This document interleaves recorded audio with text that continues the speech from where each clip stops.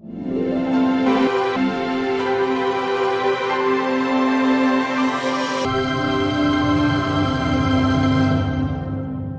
Morning, good evening to everyone where ever you are.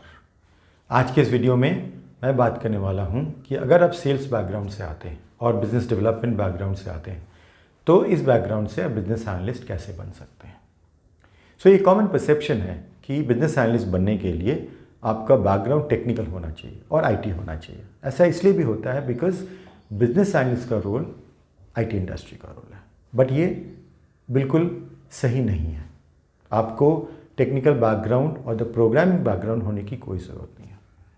Over the years हमने काफ़ी लोगों को, काफ़ी प्रोफेशनल्स को हेल्प किया है to transition from their non IT background to a business analyst role. ये जो प्रोफेशनल्स थे, कुछ लोग ट्रैवल इंडस्ट्री से आते थे, कुछ लोग इवन एयरलाइन इंडस्ट्री से आ रहे थे, कुछ लोग सेल्स से आते हैं, कुछ लोग टीचिंग से आते हैं।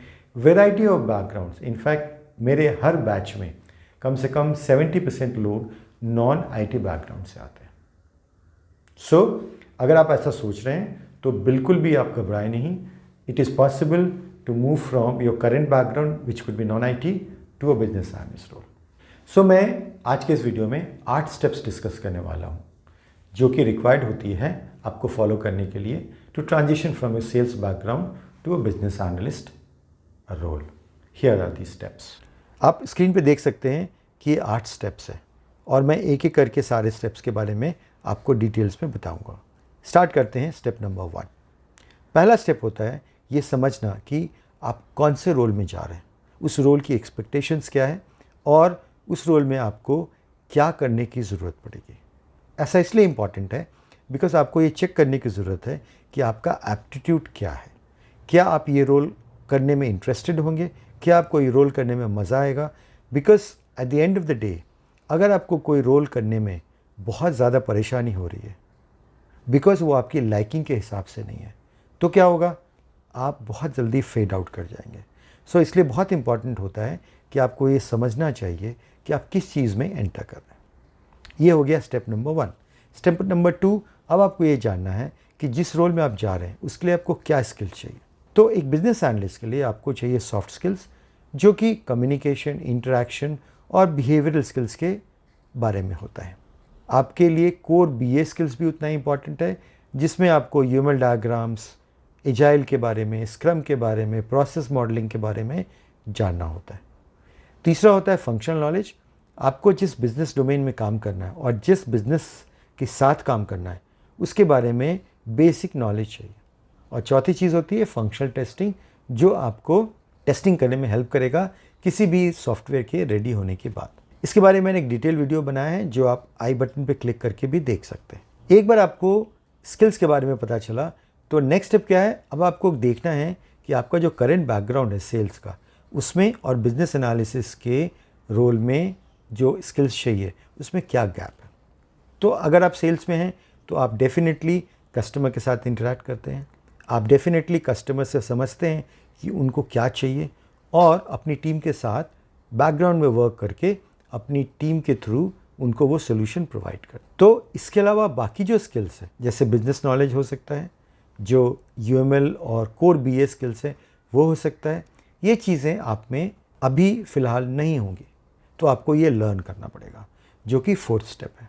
अब आप लर्न करने के लिए क्या मॉडल यूज़ करना चाहते हैं। आप सेल्फ लर्निंग कर सकते हैं, आप ऑनलाइन ट्रेनिंग कर सकते हैं, आप क्लासरूम ट्रेनिंग कर सकते हैं। ये आपके लर्निंग स्टाइल पे डिपेंड करता है, आपके टाइम अवेलेबिलिटी पे डिपेंड करता है।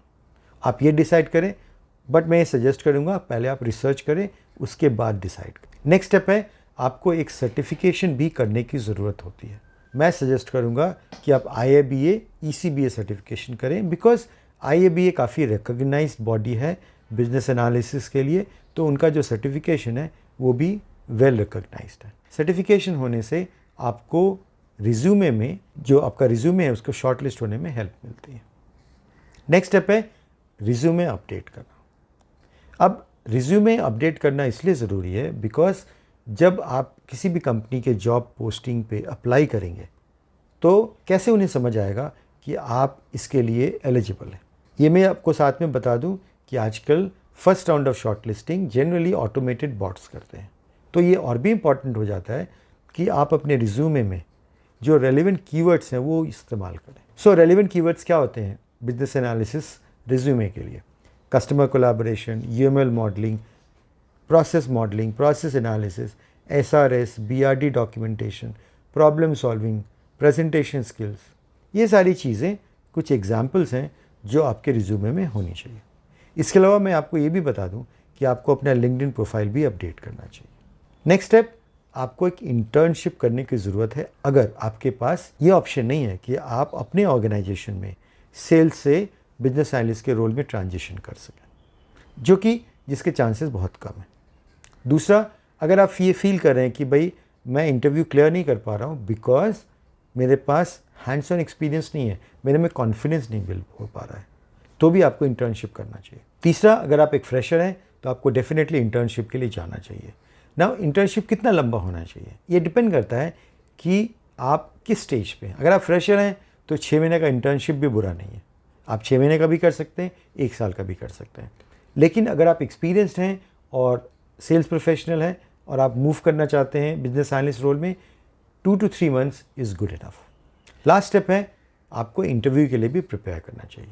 आजकल बिजनेस एनालिस्ट के इंटरव्यूज़ में कोर बीए स्किल्स पे तो क्वेश्चंस होते ही हैं, बट इसके अलावा बहुत सारे सिनेरियो बेस्ड क्वेश्चन होते हैं जहाँ पे इंटरव्यू आपको ये चेक करना चाहता है कि आप नई सिचुएशन में कैसे बिहेव करते हैं, आपका अप्रोच सही है या नहीं। इसके लिए प्रिपेयर करना बहुत आसान है।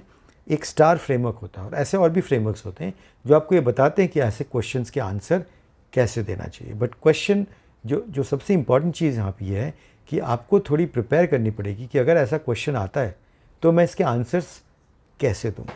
मैंने एक BA interview question and answers पे बुक भी लिखी है जो कि अमेज़ॉन पे अवेलेबल है। इसके अलावा हमारे पास एक ऑडियो बुक भी है जिसमें कि सारे क्वेश्चंस के आंसर्स मैंने प्रोवाइड किए हैं in the form of audio.